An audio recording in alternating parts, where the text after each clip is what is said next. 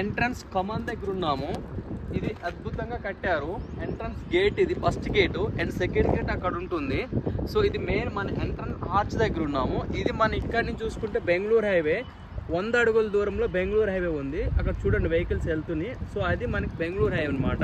So entrance మనం ఇక్కడ కమాన్ దగ్గర ఉన్నాము. ఇది మెయిన్ గేట్. Okay right. మనం ఎంట్రన్స్లో నుంచి ఇప్పుడు రెండో గేట్ నుంచి మనం ట్రావెల్ అవుతున్నాము. ఇప్పుడు చెప్పుకున్నంత కూడా మనం ఫస్ట్ గేటు హైవే పేసింగ్ అంతా చెప్పుకున్నాం. ఇప్పుడు రెండో గేట్ నుంచి మనం ట్రావెల్ అవుతున్నాం. ఈ రోడ్డు మనకి 60 ఫీట్ రోడ్ అనమాట. ఇది మాస్టర్ ప్లాన్లో 100 ఫీట్ రోడ్డు. ఇది పోలవెల్ సెడ్జ్కి వెళ్తుంది. ఆ సెడ్జ్ దగ్గర కూడా ఎంప్లాయ్మెంట్ ఉన్నారనమాట. సో ఈ రోడ్ కనెక్టివిటీ చాలా బాగుంటుంది. మనకి చుట్టూ కాంపౌండ్ వాళ్ళు.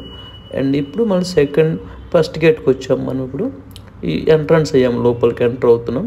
సో ఇక్కడ నుంచి లోపల ఎంటర్ అయిన తర్వాత మనకి ప్రాజెక్ట్ ఇన్నర్లో డెవలప్మెంట్ కూడా మనం తెలుసుకుందాం.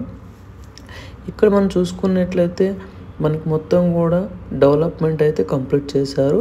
And footpaths, stones, number plates ఇవన్నీ కూడా డెవలప్మెంట్ అయితే కంప్లీట్ చేస్తున్నారు.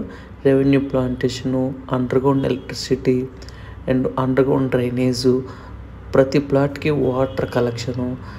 ఇప్పుడు మనం ఇది చూస్తుంది అండ్ అండర్గ్రౌండ్ ఎలక్ట్రిసిటీ బోర్డ్ అనమాట.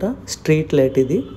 సో ఇక్కడ మనకి అండర్గ్రౌండ్ ఇంకా street light and underground electricity board and ప్రతి ప్లాట్ కూడా అట్లనే కంటిన్యూషన్ ఉంటుంది.